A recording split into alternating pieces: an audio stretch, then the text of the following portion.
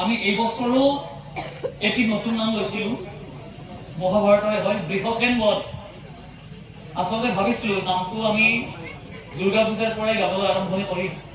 কিন্তু কি কৰিব যোৱা 19 তাৰিখে যেটো সেই ঘটনা হ'ল